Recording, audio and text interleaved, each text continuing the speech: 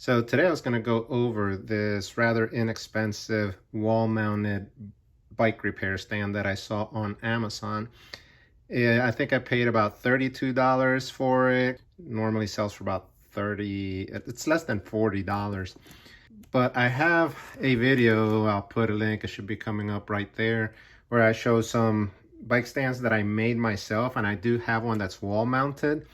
But for less than $40, this one had good reviews. It looked pretty good. So I decided to go ahead and pull the trigger and buy it. And when this is the box it comes in, so no frills packaging, it's just in there in a box. It's bubble wrapped and it came actually in good condition. I didn't even realize it has some Allen keys. I haven't unwrapped any of this, but it has two wall mounting plates. It has the back base that will go into the mounting place. It has the jaws, and it has the actual body of it, and it pivots. So you have the lock here, you unlock it, and you can pivot it. So I still have to, like I said, I just opened the box, but my first impression was it's well made. I haven't even gotten this out of the box yet. I mean, out of the bag yet. And so let's break it open. But just looking at it, I decided to do a little bit of an unboxing because I was really surprised at the quality of it. I mean, for the price, I was expecting something really light and cheap. And you can see this is pretty big. Has a big old handle.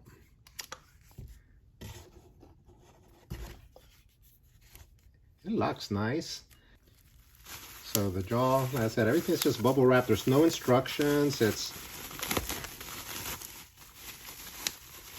very basic, but it's very substantial. So this type of like resin type material is very similar to the one, at least it feels like the one I have on my bike stand.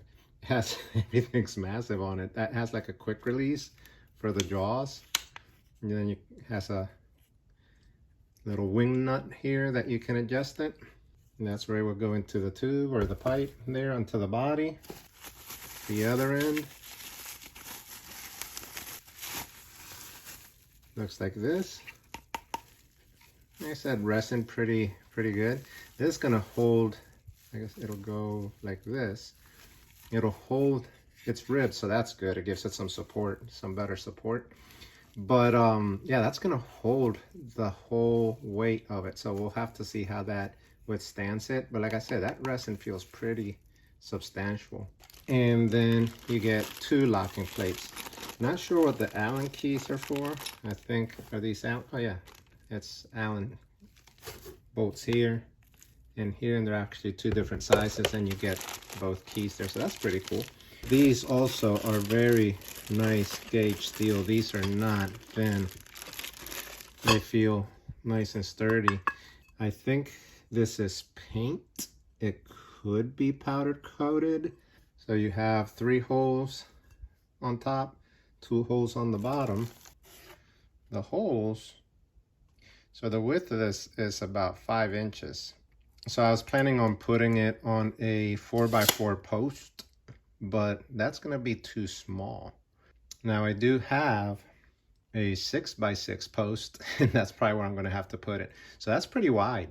And then clearance from the wall is gonna be at least 16 inches, plus the jaw, which are another, so about 22 to maybe, yeah, about 22 to 24 inches clearance from the wall. That's how much it's gonna stick out, which is nice because you have to clear the handlebars and you have to clear the pedals, right? So can't be too close to the wall. But like I said, just glancing at it, it looks like really high quality. Let's get this thing mounted and try it out.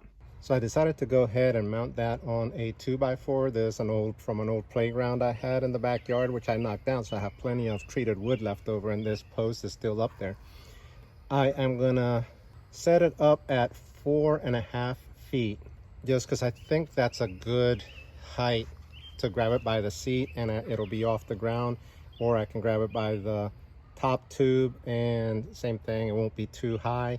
So I think about 4.5 feet, you know, adjust it to your own liking. 4.5 feet for me kind of works.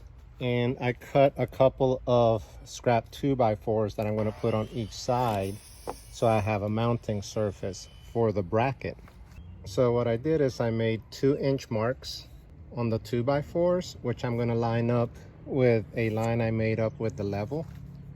So they will go like this in a straight line, and then I'm going to put decking screws on top and bottom, and then screw the bracket on to this line.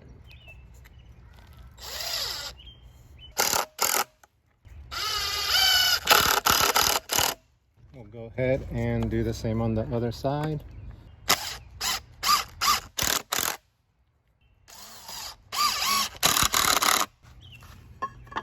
Now we have plenty of room to put these in. Now these holes are not super big, so make sure you have your screws are rather long.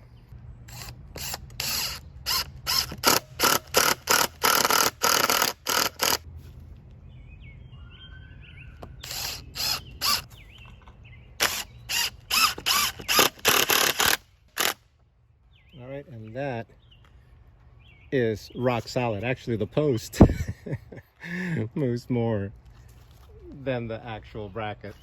Now, if you're installing this on a wall at home, like in the garage, what I would recommend, and I have this for where I have my bike hanging, is get a 1x6 piece of wood and then put it across so you're straddling at least 2 studs.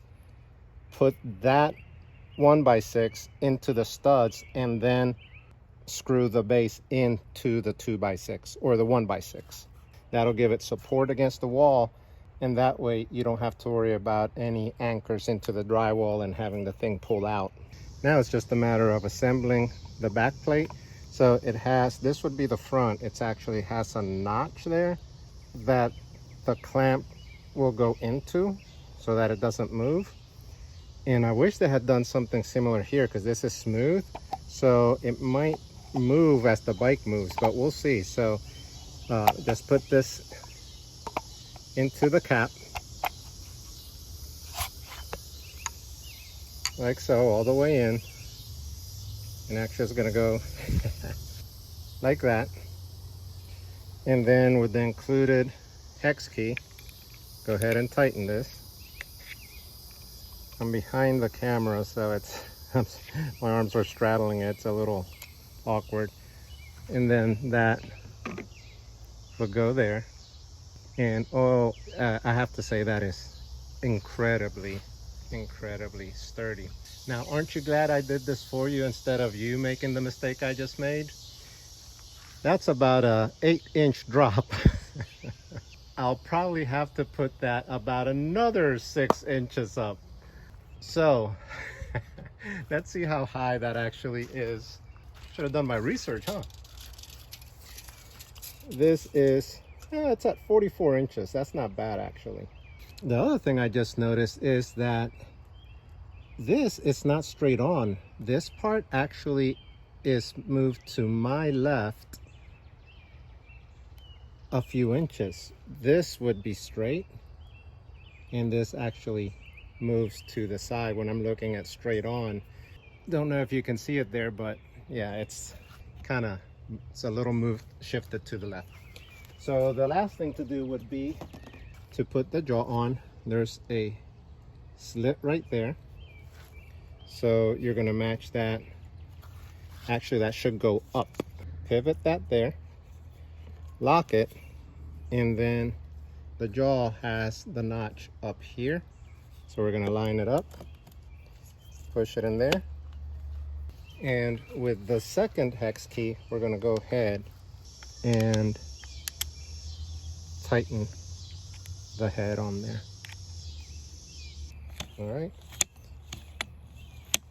And that's what it looks like. It's kind of nice. I have it in the shade under a tree in my backyard. Looks like that from the side. And I'm telling you, that is very nice and sturdy. That's not going anywhere. that is actually very, very sturdy. I am very impressed, honestly. For less than $40, that is a really nice setup. Yeah, so that looks pretty good. And now let's get the bike and see how it holds up. All right, so there's one of my bikes propped up against the post where I mounted the bike rack. That is a medium-sized 29er. So I should be fine as far as height there anyways. And actually it might make it easier to work on my brakes and such without having it too high. So I can grab it by the seat post, I can grab it by the top tube. So let's try it. And excuse my clothes, I should have probably changed it to something nicer, but I'm all full of sawdust and everything because I was actually working on putting this thing up. So I think it would have been nicer if instead of a wing nut, it had a nut recessed into there so that you didn't have to hold it as you turn, but that's definitely high enough. And yeah, that's actually a really good height for the top tube. And all right, so let's see, grabbing it by the seat post. Oh, by the way, I do have a bicycle oriented shirt on today. So we're gonna pivot it, lock it, and it locks very solid. That is really nice. All right. And I don't know if you noticed, but what happened is as I let go of the bike, it pivoted up here. So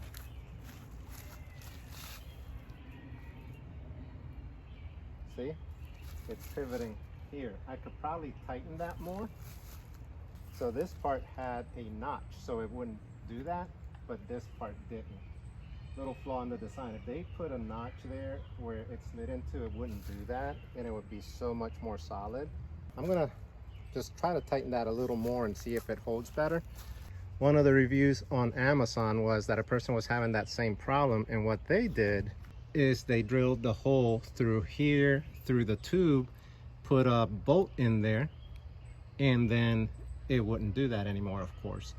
My concern would be that with time that torque would start wearing away at the plastic, or the plastic could break. So I'm going to tighten this a little more and see if it helps. All right, so I took that back out, put some assembly grease on there, or carbon grease, and put it back up, and lo and behold, it doesn't pivot. So that's good. That way I don't have to put a screw through it or anything like that. So the friction from that assembly lube alone did the trick. Let me see if I can pivot it a little more. Yeah. So definitely it didn't move. So yeah, that definitely did the trick. So yeah, now the whole bike's in the air and it's not pivoting. So that worked really well. So in the end, actually putting at about 4.5 feet actually still worked. Puts the bike at a good height off the ground, and that thing is actually pretty sturdy. So yeah, I like it. I hope that was useful if you're considering it. It looks really cool, by the way, too. And then of course, you know, I'm not gonna leave it out there. I can just pop that sucker out,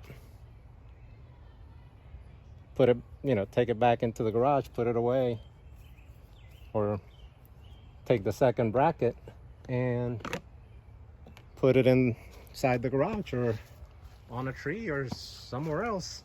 So pretty cool. I think that was a really good buy. Give it a thumbs up if you like it, subscribe. Thanks for watching. See you next time.